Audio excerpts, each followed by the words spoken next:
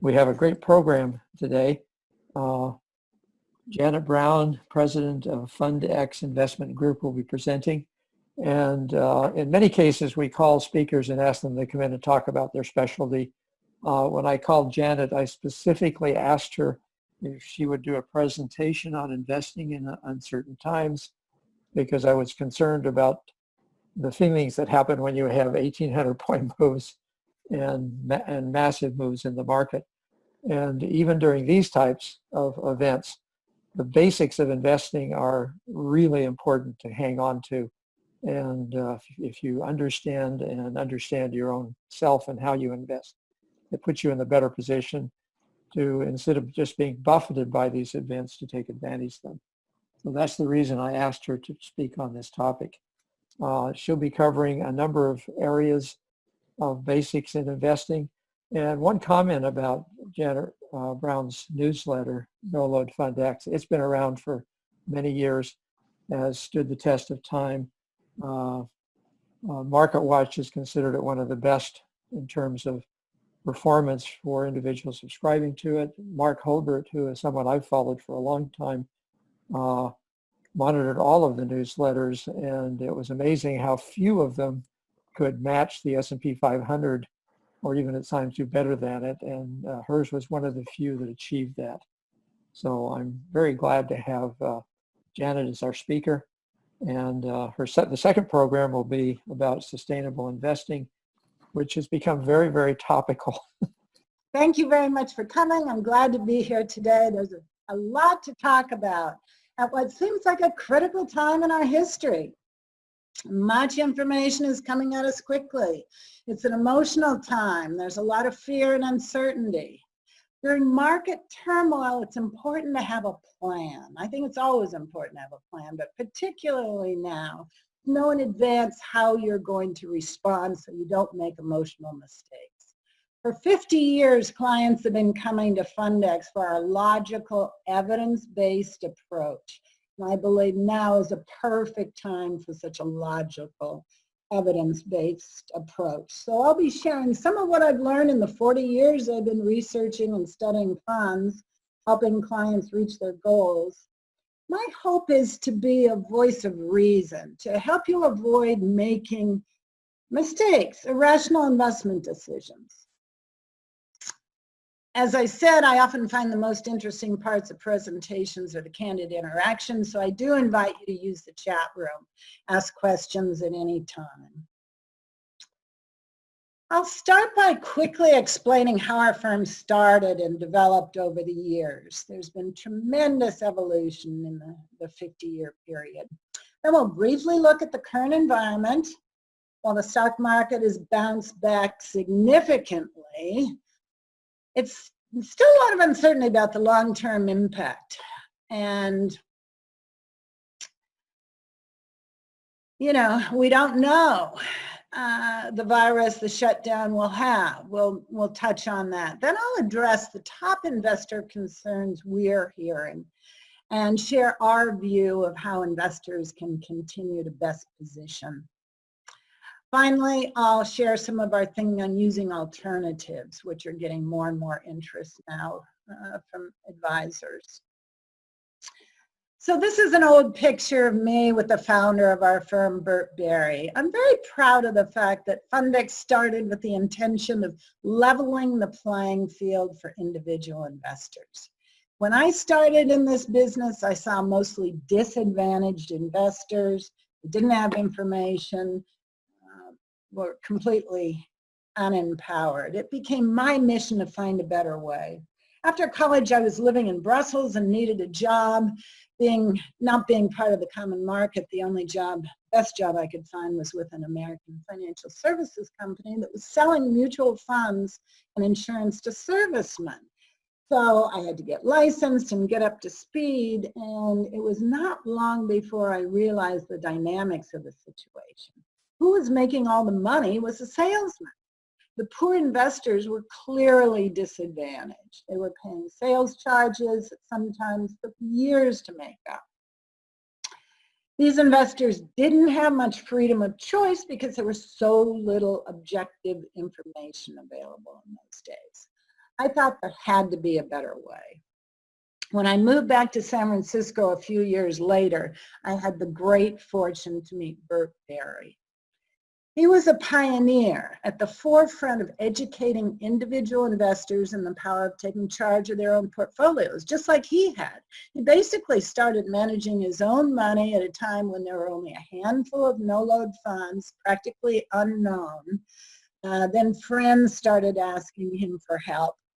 By the time I joined him, I think there were 136 no-load funds. Burt had the concept that the best money managers in the world, you could buy these funds with no sales charge and hire and fire the best money managers in the world, was the way he thought of it in those days. So I was really lucky to get in at the start of what I consider an individual investor revolution. So for 20 years, I researched and developed strategies in this rapidly evolving business and ended up buying the firm from Burt in '97.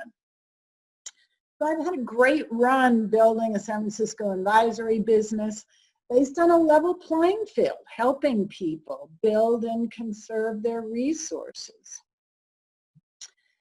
We have published monthly mutual fund guidance since 1976. In fact, I think on your AAII site, you'll see that we posted a copy of the newsletter, complimentary copy for you to download if you like. So this newsletter is to help investors know which funds to buy and when to sell, essentially. Our subscribers know what to pay attention to, and no magic, just the facts. Lynn mentioned Mark Hulbert. This slide is calculated from 1980 because that's when Mark Hulbert started monitoring our performance. For those of you who don't know him, he anonymously subscribed to investment newsletters, followed their advice, and then calculated their returns. So this is Hulbert's calculation of our core class 3, and that is versus the S&P 500. And you can see that it pays to stay disciplined over time. So turning to today's environment, COVID-19 has clearly become the single most important driver for financial markets over the last few months. After posting some of the sharp losses on record in March, equity markets recovered close to new all-time highs. And I'll show you how the recovery is going. We, of course, want to be aware of what markets are doing, but I have to emphasize that focusing on what you can control is going to be a far more useful tactic. This involves realizing what we can't control. No one can forecast the future. So don't try to assume that you know what will happen. Things have a way of turning out differently than any of us anticipate. You may wish the market volatility was tame or that interest rates were higher, but they're not.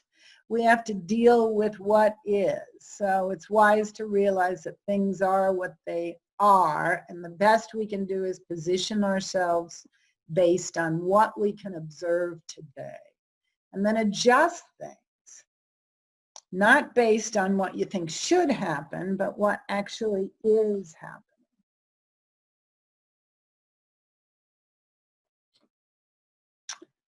This is a look at the recent crash from an all-time high in the red line versus prior crashes seen in 1929 and 87 and prior steep bear markets like we saw in 2000 and 2007. As you can see, the more the market rallies in a V shape like we've been so far, the less it looks like the prior crashes, much more condensed.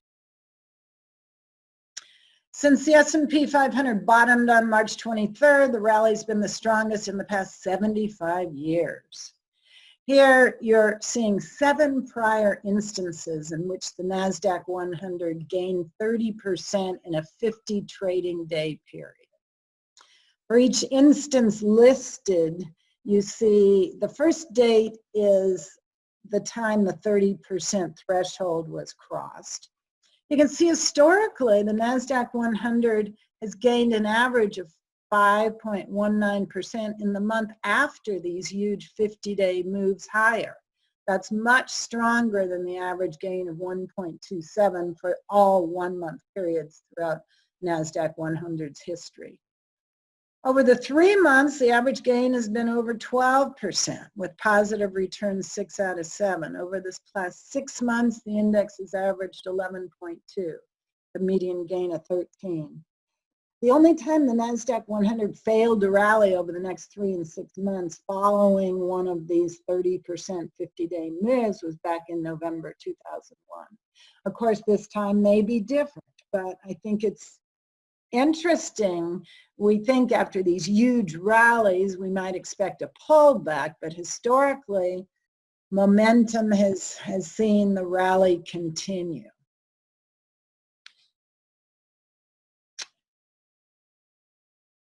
Equities had a rough running this week, though, and a variety of factors were blamed for the decline, including a resumed focus on the U.S. COVID-19 burden and a negative outlook on the economy from Fed Chair Powell midweek.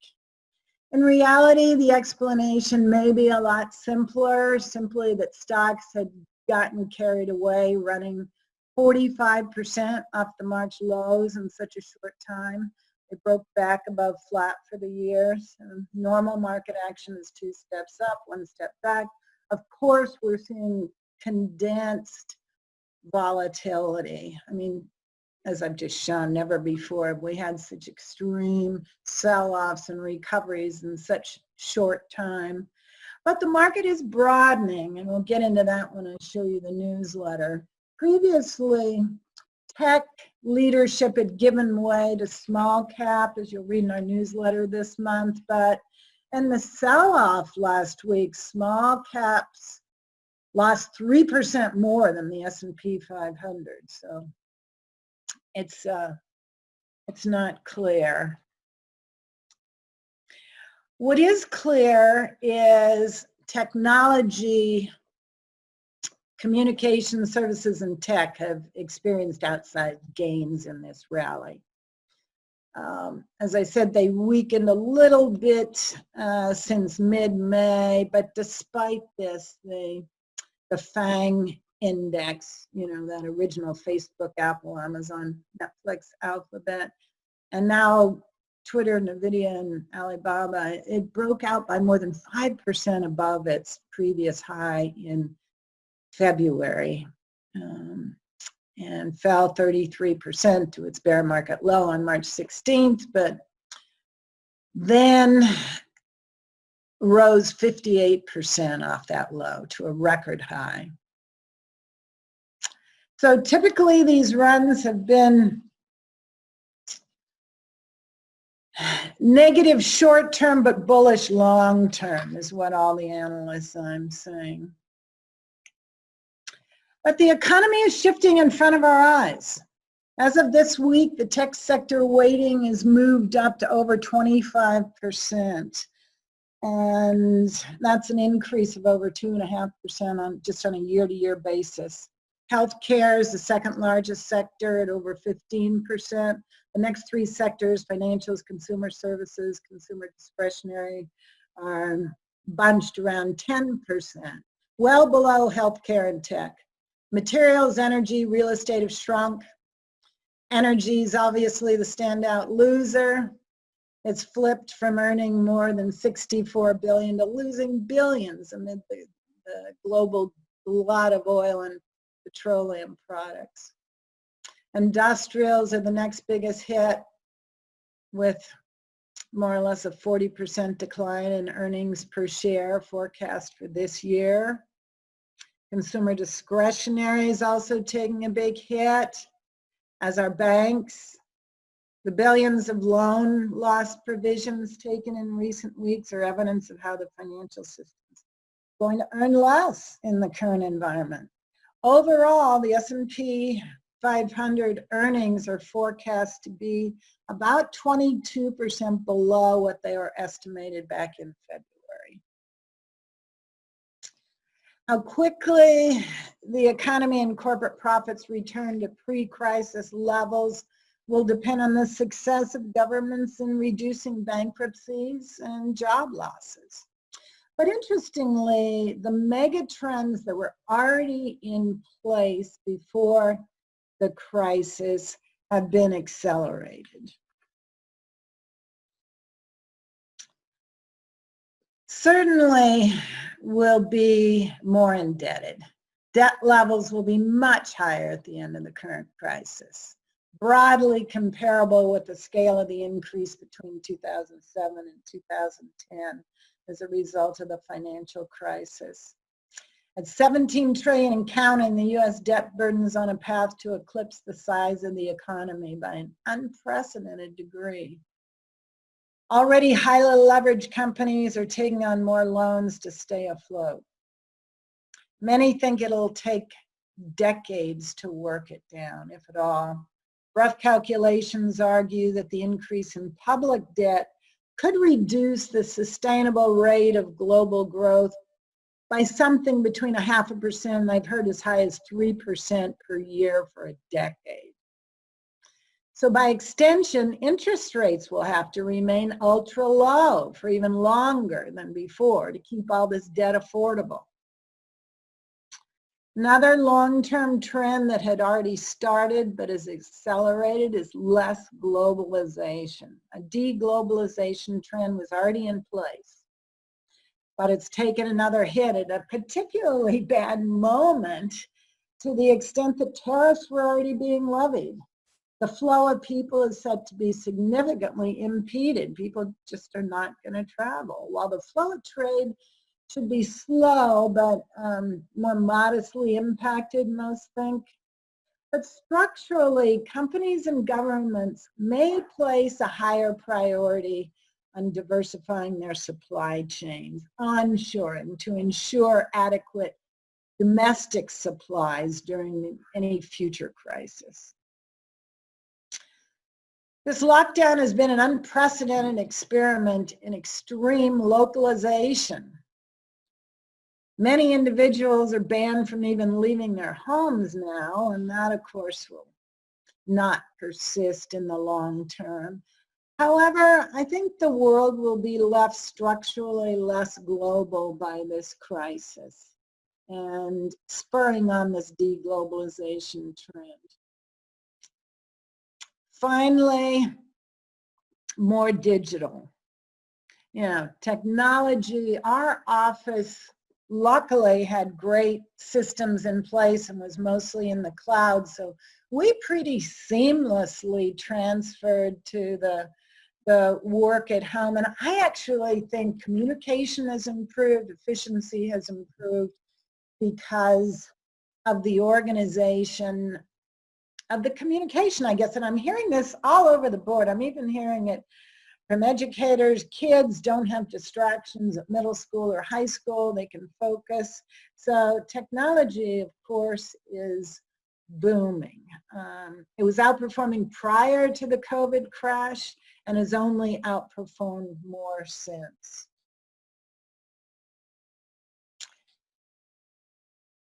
So even before the COVID crisis, there was always concern. You know, when you think back, there's always something. Even before the crisis, I mean, it may feel like a new level of disruption and concern, but we need to invest anyway. Clients often come to us because they're not sure they're doing the best job allocating and managing their money. Some tell me that they don't want to spend time poring over all the data with so many choices, but mostly I hear concerns about the future. So I want to address those concerns today. When global crises occur, we're susceptible to getting wrapped up in a myriad of news headlines and tweets. Seeing rumors, half-truths, could lead investors to panic and act emotionally. ultimately causing them to take money out of the market to avoid losing. COVID-19 global economies have dominated the news for the past couple of months. Most of us did not expect the very fast recovery that we've seen. But prior to that, geopolitical concerns, trade wars, scandals seem to be front page news nearly every day. We are experiencing more extreme behaviors and divisiveness than I can certainly remember.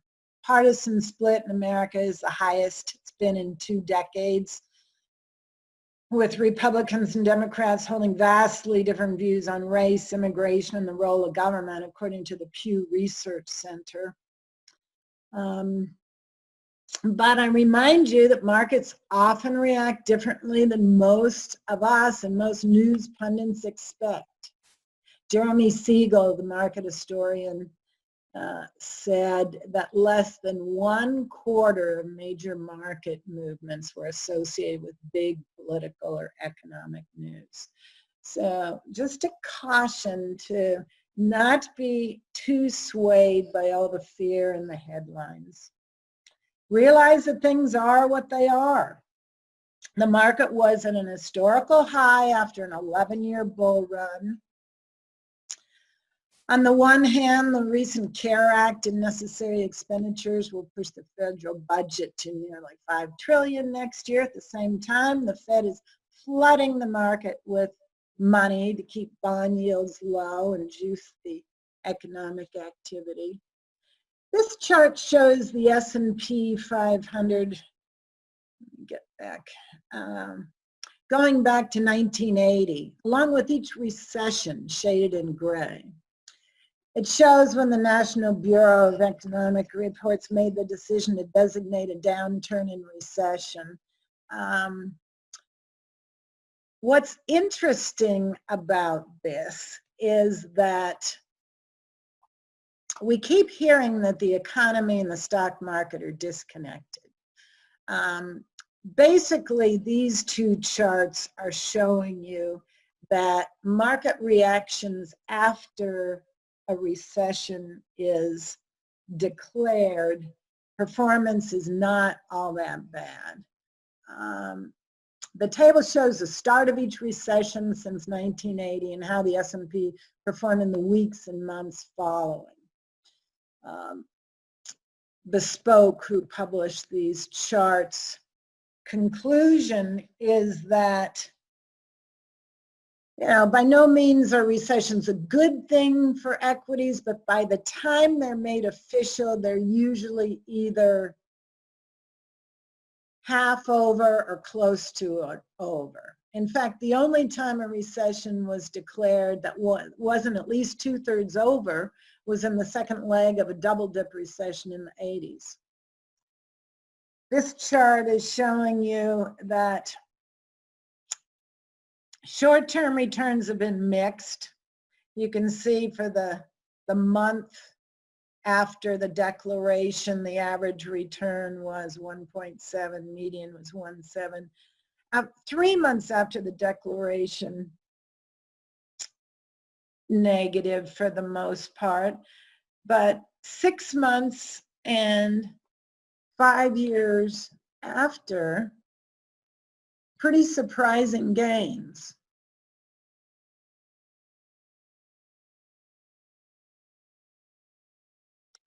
So if you're reading or watching the news at all, you're bound to hear market predictions. You'll find very logical explanations of why the market will continue to go up, and other experts touting reasons why it's overblown and the markets are heading down. Here you see a couple of views that are both valid. Views like this, and when I do these talks, I often find brilliant strategists with very opposing views. My point is that these are very well-informed, smart people who study this all the time. They're leaders in the field. But market predictions are literally all over the map. You can usually always find opposing views. It's easy to get caught up in these predictions. But if no one really knows what the future holds, how can we invest? How do you invest without a crystal ball? Some believe the best solution is just to cover all bases. This is common and conventional solution.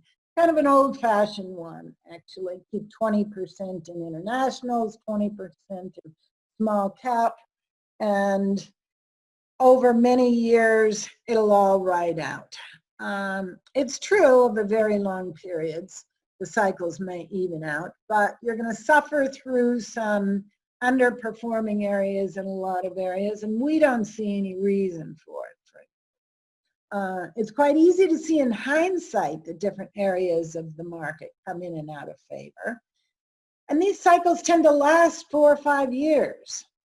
So this means a fixed allocator investor, like I've described, with 20% in, say, small cap, 20% in international value growth, will be riding through these underperforming areas for 4 or 5 years, trying to cover all bases. So it almost guarantees mediocrity. Instead, today, I'm going to show you that by focusing on what you can know today, which areas of the market are doing well, can help you adjust your portfolio to stay out of the worst performing. There are mistakes. We all make mistakes. You're never going to get in perfectly at the bottom or out at the top. But by allocating properly, you can limit the damage and you can build safeguards into your strategy that will automatically limit the damage when things don't go your way.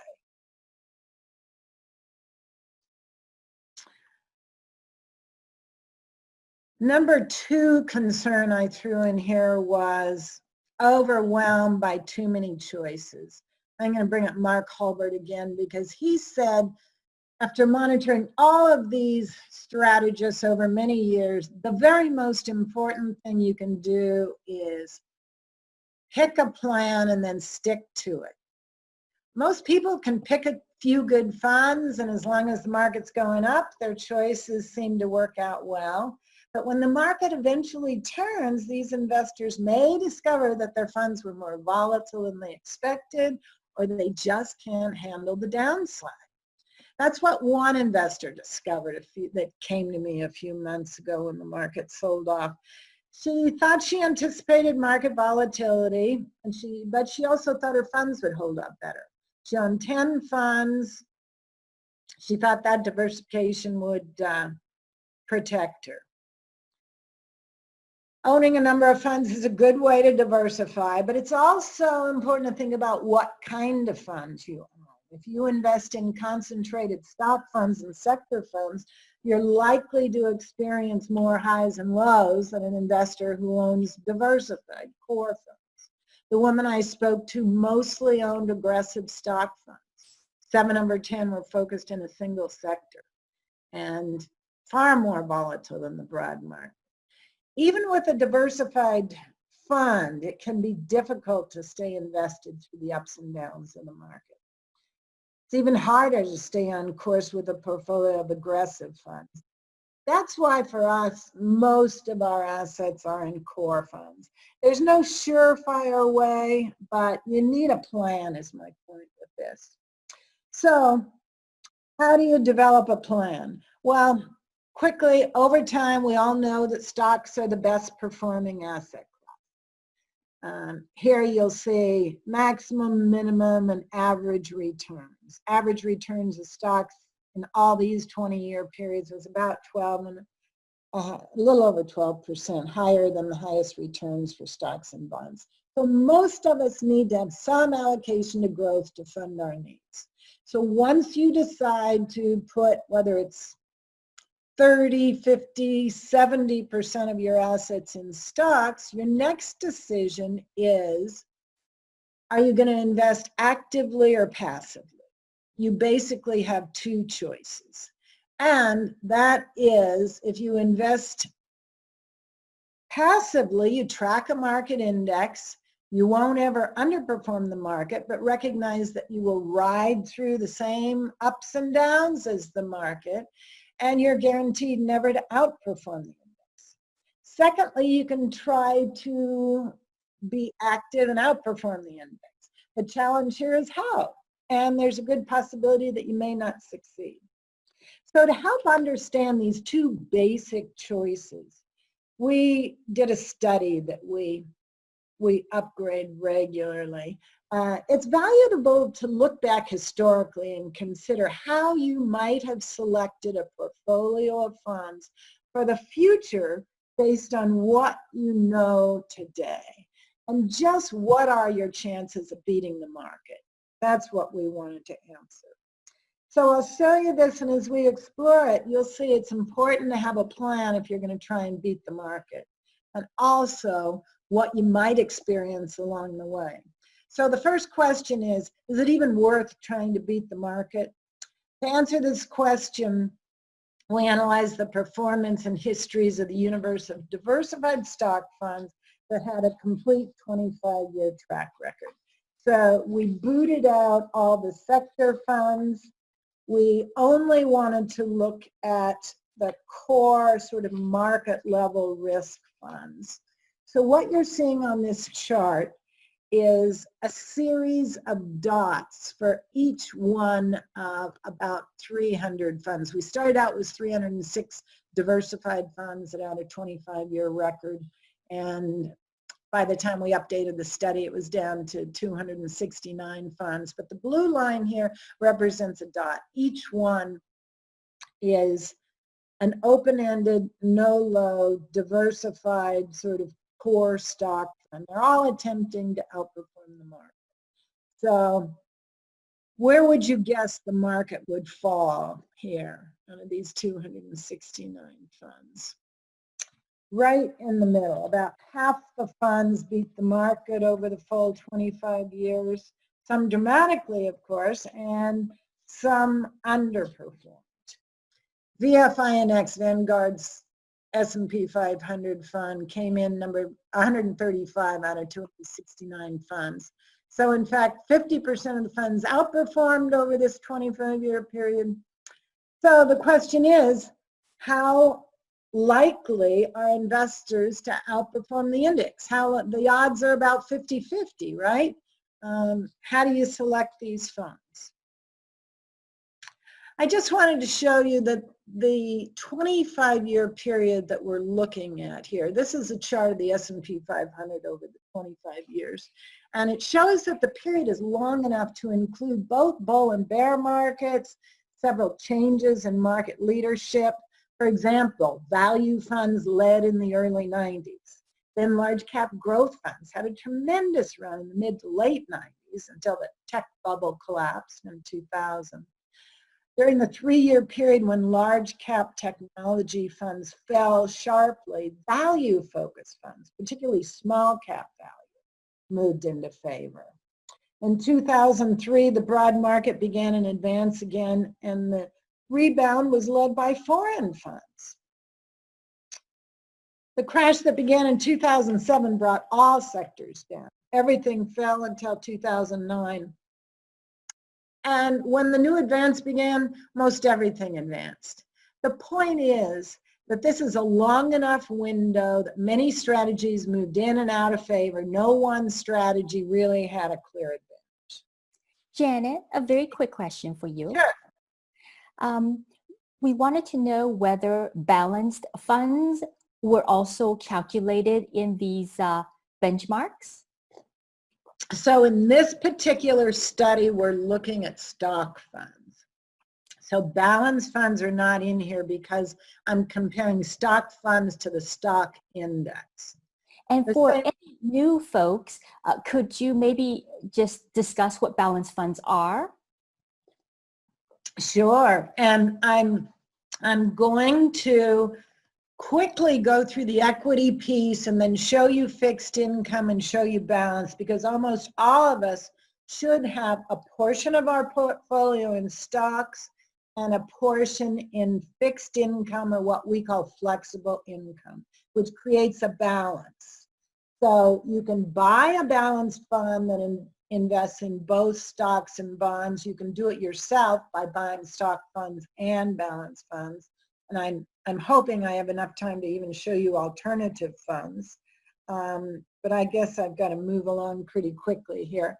Let me move through this quickly and get to that section, Celia, because I want to show people fixed income balance and how to allocate their portfolio.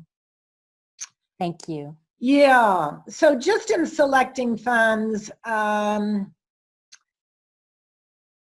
going to move more quickly here.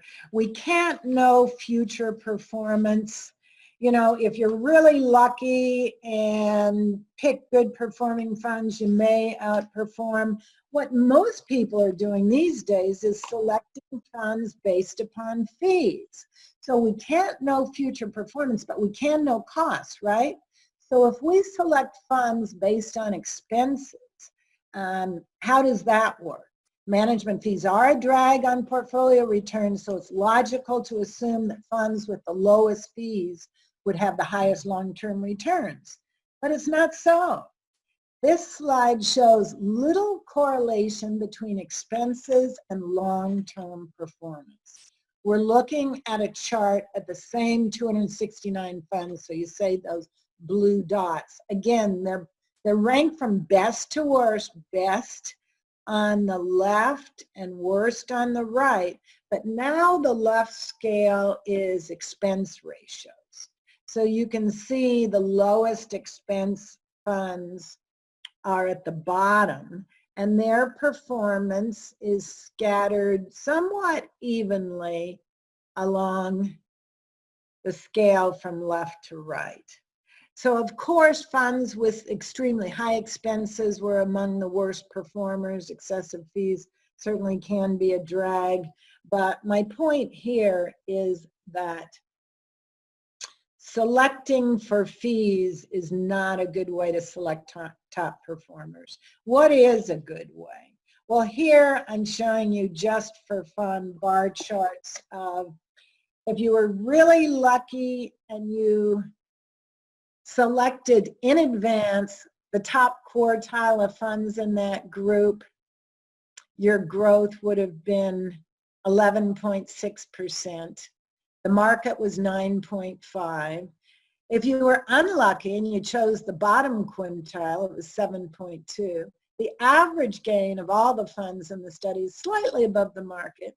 But if you had a portfolio of 15 funds following what we do, which is identify what's working, buy the top, and upgrade, which I'll show you now, your portfolio would have had an average gain of over 13%.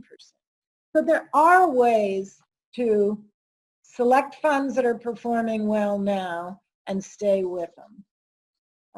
Move when they're not. And I'll quickly show you how we do that.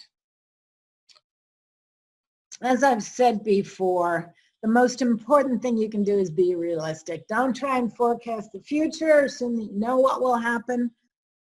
Simply identify what's working.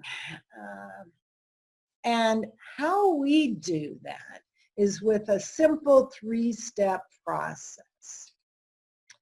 Our strategies are designed to keep you in the best areas of the market so long as they're performing well.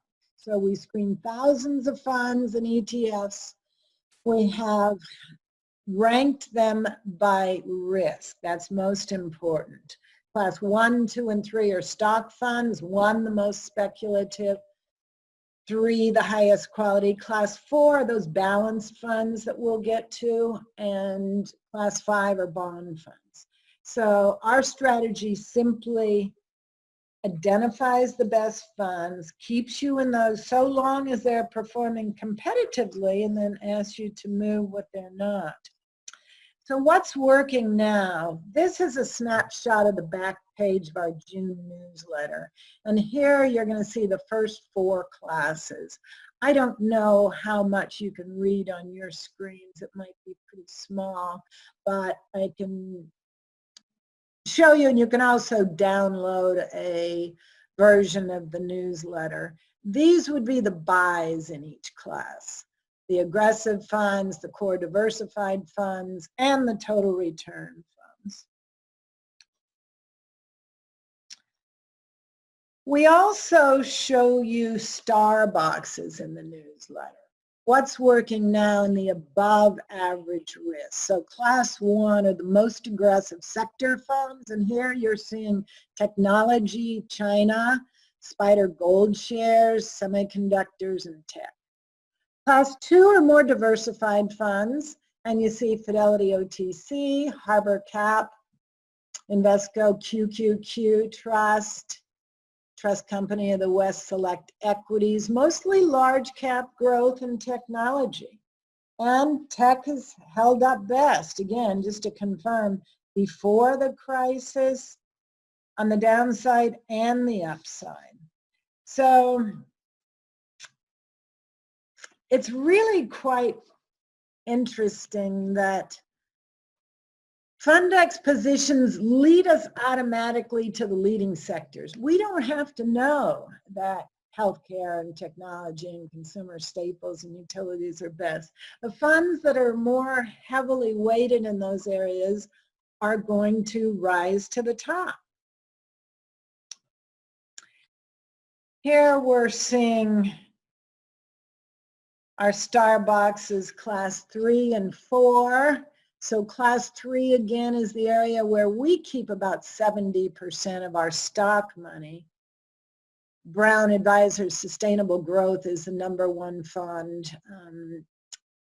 Fidelity Growth, Pollen Growth, Vanguard Mega Cap, and Vanguard US Growth are the top ranked funds in the core stock group. Now class 4 are the total return and balanced funds. So class 4 includes funds that invest in both stocks and bonds.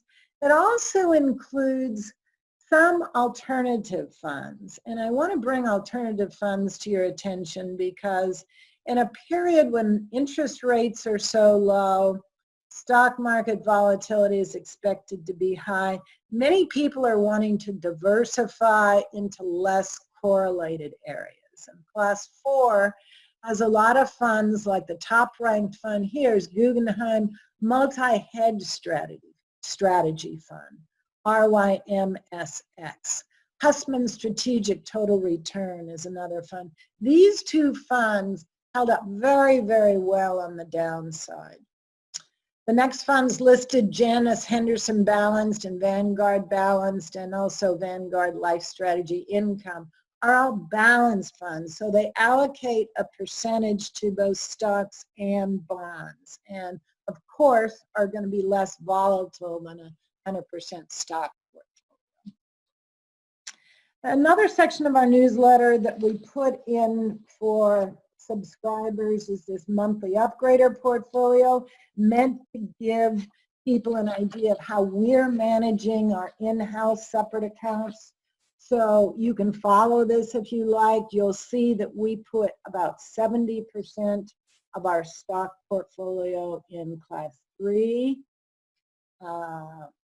We have about 20% in class 2, including QQQ and the NASDAQ 100, because we found over time this adds meaningfully to our performance.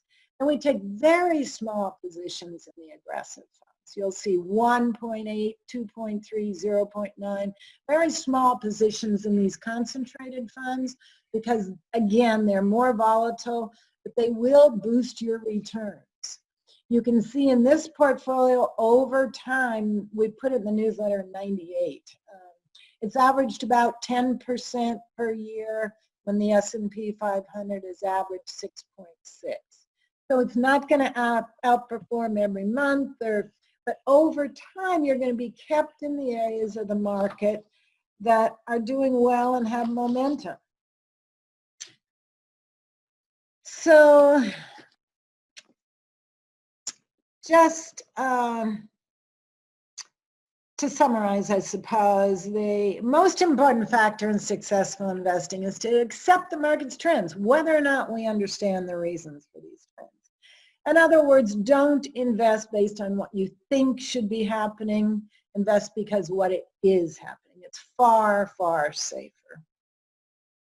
Second most important factor is to stay alert. You have to recognize that markets change. and style leadership changes. Changes in leadership are impossible to forecast, but you can identify them. And by looking at current performance is the best way. So FundX upgrading prevents us from changing directions impulsively. Instead, it keeps us with a plan, leads us to a new trend as it's being confirmed over months. It moves us incrementally. I want to get to the fixed income, so I'll quickly go through. I don't think, there's a section on dreading sell-offs, which probably has more meaning in periods when we haven't experienced such a huge one. But the point is that every year, even great years, have drawdowns. And we should always be expecting several 5% pullbacks, several 10%, and at least one 15 to 30% correction in the next 3 to 5 years. The good news now, I suppose, is that we've just experienced one. But the point is, position yourself realistically. Will my money last? One reminder is that even in the best years when stocks are volatile, we probably want to stay balanced. We in-house have a CFP and do financial planning for people to make sure. One of the biggest challenges is to get your allocation right. Of course, you have to consider the risk and reward of the different asset classes.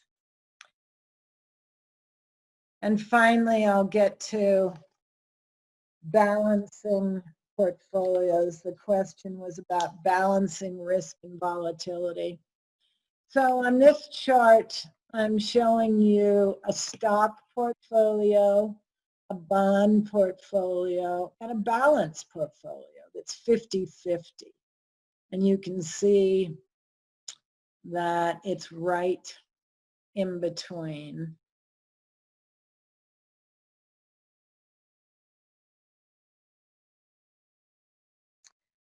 We work with clients very individually to determine how much of their portfolio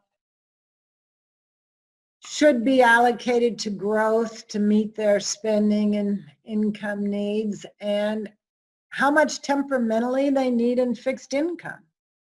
But with fixed income, I would remind you that bond markets change just like stock markets change, depending on economic factors like interest rates. Different areas of the bond market are going to do well at different times. So our strategy with fixed income is similar to that with stocks. We focus on the areas that we can identify that are doing well now, and we actively manage these fixed income portfolios.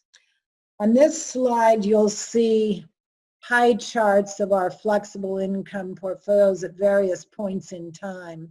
In August 2005, for instance, we were pretty opportunistic. So we were very diversified. We had 29% in high yield. We had 20% in strategic, some world, emerging market, low volatility. In 2009, we adopted an extremely cautious stance. During the financial crisis, tumult in the bond market moved us almost entirely into government bonds, short and intermediate term duration. Then, as things eased up, we gradually went back to diversity. There was a bumpy rate environment then, and it led us into more low volatility hybrid funds that are less interest rate sensitive. March of this year, again, major turbulence in the bond market. In fact, I think the disruption in the bond market was a bit more concerning than even the stock market. The Fed had to go in and buy ETFs, and when previously very liquid, well-traded ETFs had 5% spreads, that was a real disruption. In our fixed income strategy, which I'll show you on the next chart, we put this in the newsletter too, so you can see how we're managing our own fixed income. This portfolio is designed for safety.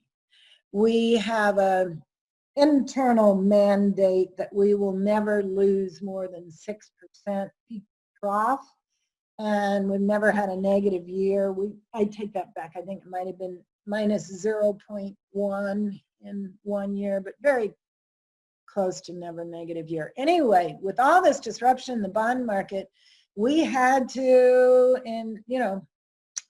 put in our stop loss, and we sold out. It was painful to do, but portfolios that are meant for safety have to be managed in a very disciplined way. So here you can see where we are now. We're going a little bit back to diversity. We have 14% in high yield. Most experts, fixed income experts, think the spread in high yield is very attractive. Every time this has happened in the past, returns have been good in the future.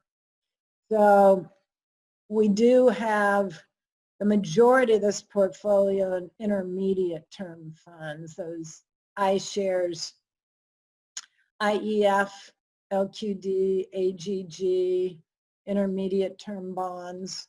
We have Janus Henderson flexible income, and then a couple high yields.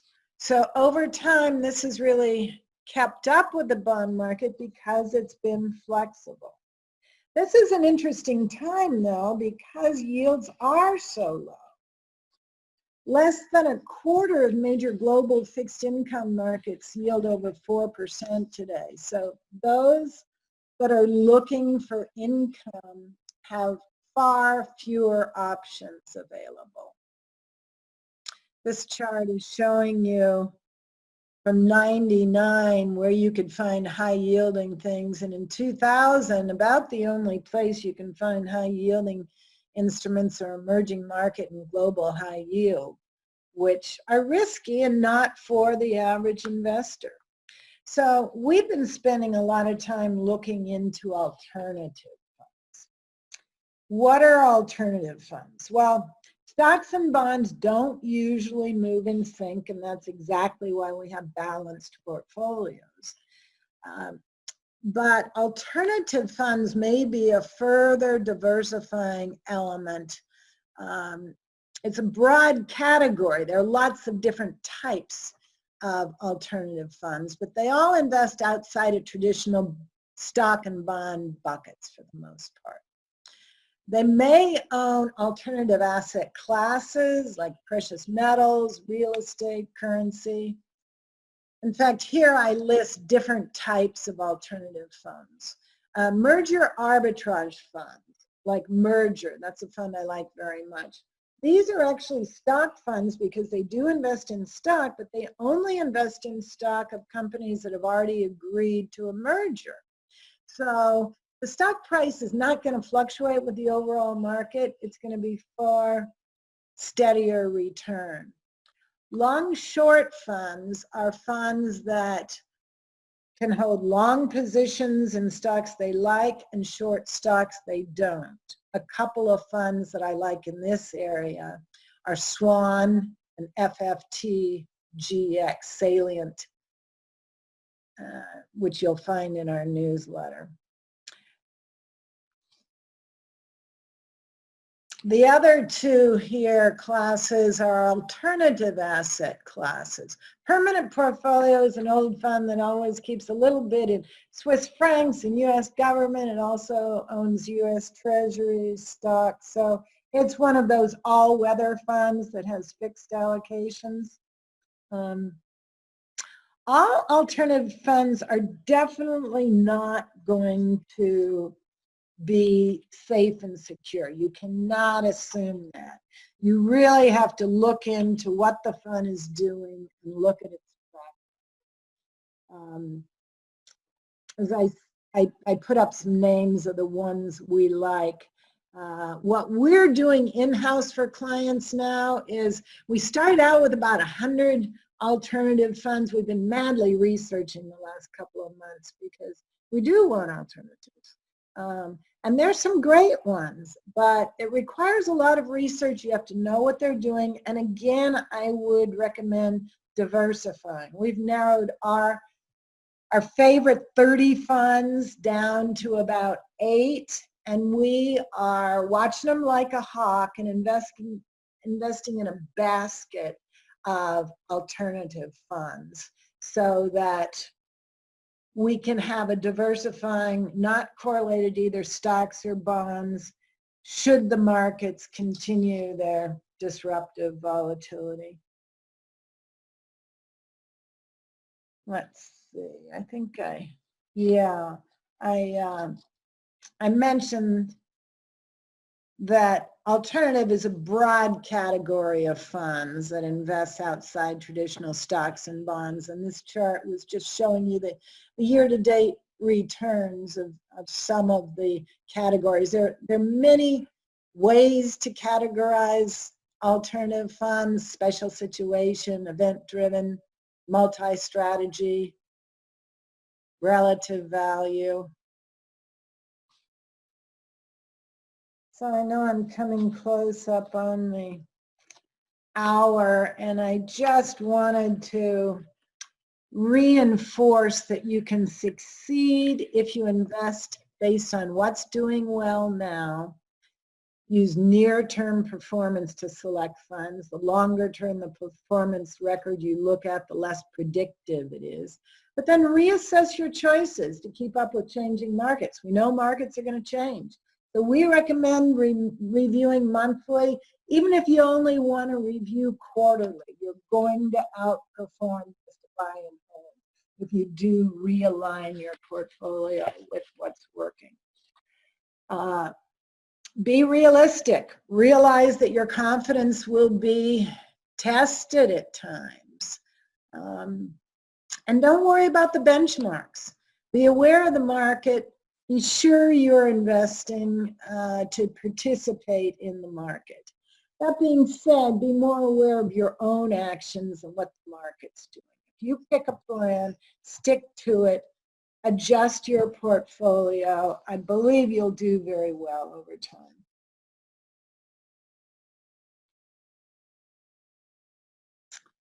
So, and finally, let me just say, try and be optimistic.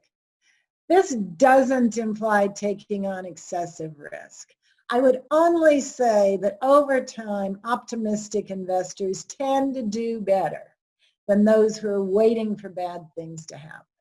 I mean, sadly, I talk to clients all the time that were fearful, got out of the market, don't know when to get back in. So those of us that have a plan, are aware of the market, keep a positive outlook, I think we'll do well over time.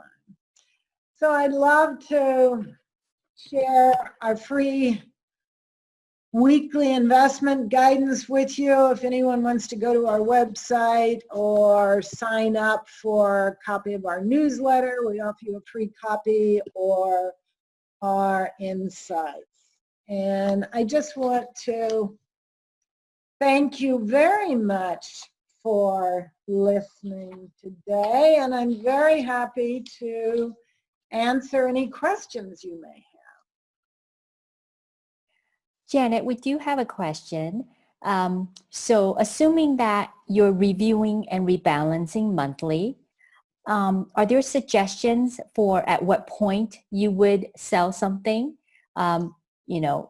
We use a 5% rebalance band, and ours is pretty tight because we're professionals and we have systems and we can do it easily. I think one of the best pieces of advice is keep it simple, and so you actually do it.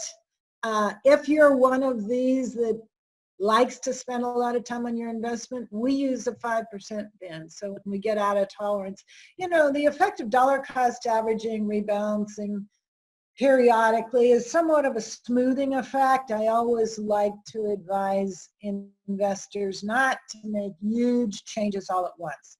If you have to take money out of the market, for instance, how about if we take a piece out now, wait a couple weeks, see what happens, move incrementally. Our whole system is based upon moving incrementally, so I think rebalancing at 5%, moving parts. Great. And then we had someone ask that we could go back to the special offer slide. I guess they wanted to make sure they got all the information. Oh, great. Yeah. Let's see. Yes. AAII groups have been subscribers to our newsletters for years, and we offer you a discount. And if you want to use the code AAIISV, you can subscribe to our newsletter. And I didn't mention or show any slides of our website, but if you are a subscriber, you get access to something called FundX Interactive. So you can build your portfolio online and have it automatically show you the scores. You can, for instance, if you had a retirement plan at Fidelity or Vanguard, you can make a portfolio of all those funds and see their scores and ranks, so you could actually manage your retirement account of only those funds. So in other words, you can use all the data that we give you to make it useful to your actually accounts. And the other thing I'd like to say is that we've got 5 advisors, and we like to talk to people, and our client service people can lead you through FundX Interactive. We're happy to show you how to use the newsletter most effectively. And so we invite you to call the office. We're all working remotely and saving time that way, but happy to talk to you. Great. And then maybe expound a little bit more about this 5% rebalance concept. Do you mean 5% of your portfolio at a time? And, when you're changing things, is it kind of like a monthly, 5% threshold, or? Approach it a variety of ways, Celia, but what I meant by 5% is a classical balanced portfolio is 60% in stocks and 40% in bonds.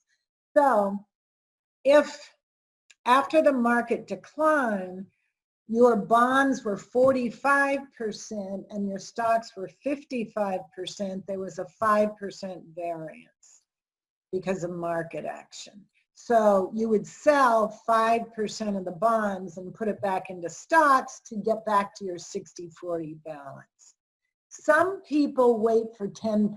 So if your 60-40 goes to 50-50, then some people would say it's time to sell 10% of your bonds, go back into the stocks. What's happened more frequently, because of course the stock market goes up 2/3 of the time, is that the equities become a higher percentage. So if you're a 70-30 investor, which is probably more common for our clients certainly,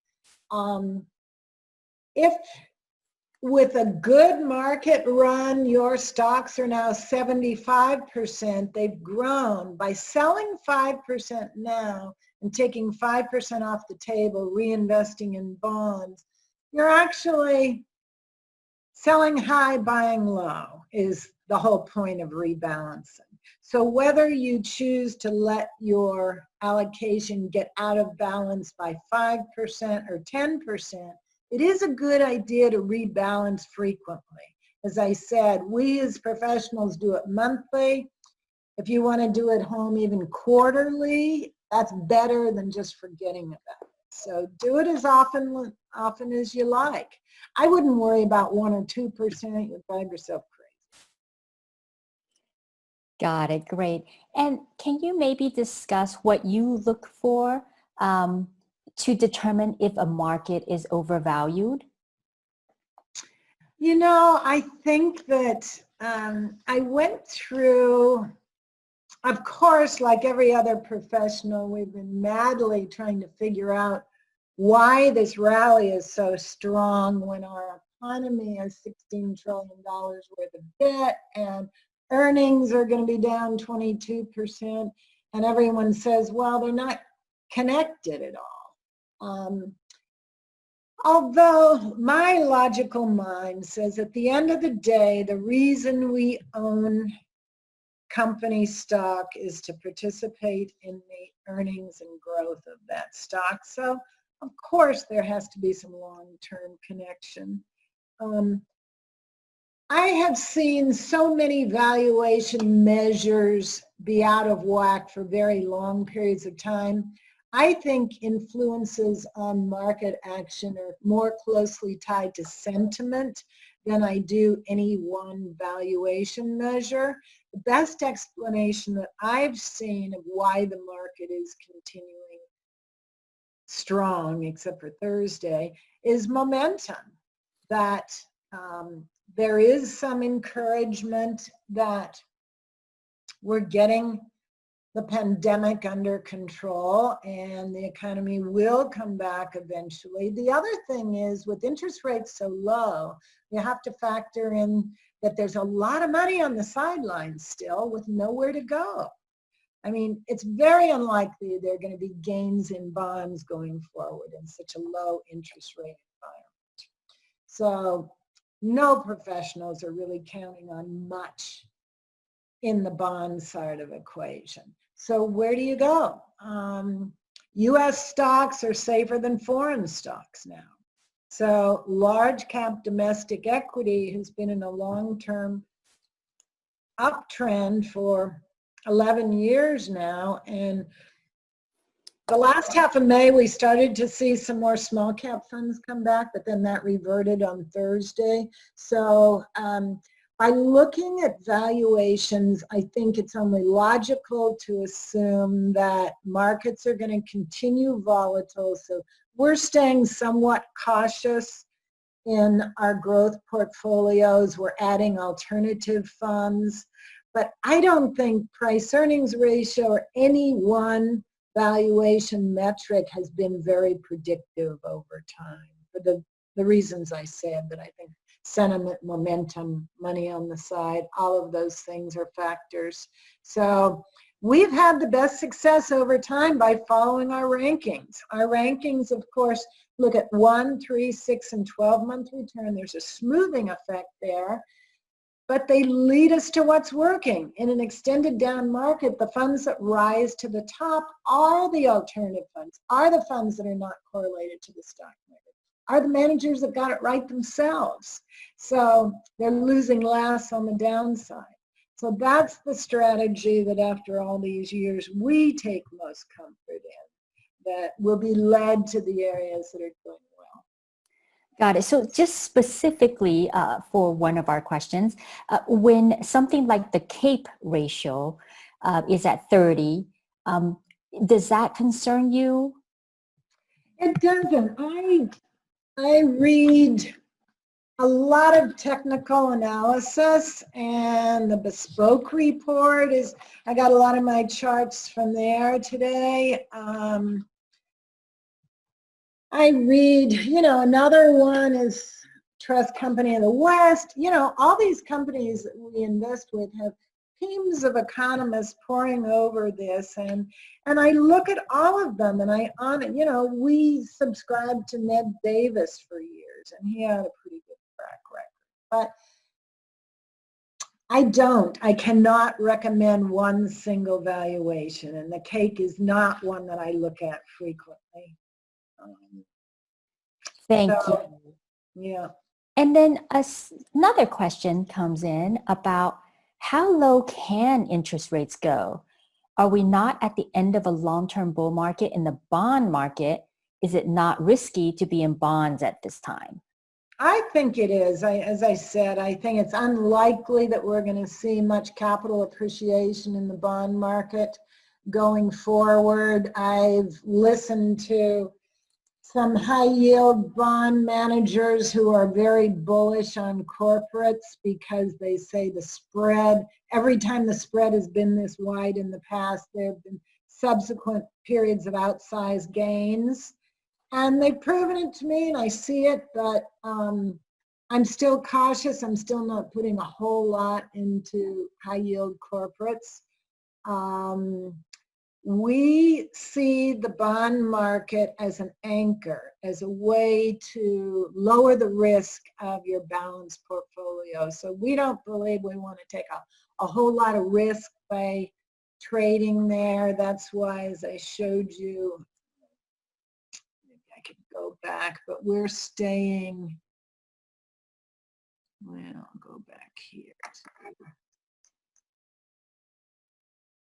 Yeah, that's a monthly upgrader portfolio. You can see that it's pretty conservatively positioned. If you choose to download our newsletter, this is also there. You know, we held a lot of SHY, which is the 1 to 3 year treasury. We've extended a little bit now, and we have the 7 to 10 year treasury just to get a little yield. The 1 month return on this portfolio is 1.1%, but you know, annualized return over the whole life of this portfolio is 4.6%. So, you know, as opposed to 10 for stock. So you're not investing in bonds for stock-like returns. You're investing in bonds to balance your portfolio to earn something greater than zero. You know, in money market funds these days, if you're holding cash, your money's really not working for you. That's why we bother with this fixed income portfolio. Even at 4 or 5%, you're keeping up with inflation at least, and you're participating somewhat. Same thing with some of the alternative funds we like. Don't expect tremendous gains, but you're earning something. So I think it's wise for most of us to expect our growth from our stocks, but then keep the anchor in the fixed income and the alternative space so you can ride through these difficult periods in the market. What are your thoughts about international or emerging market equity funds right now? They're not highly ranked right now. Just look at the newsletter, and I love them when they're doing well. In fact, our firm has had tremendous outperformance during periods when internationals have a good run because we are a go-anywhere manager.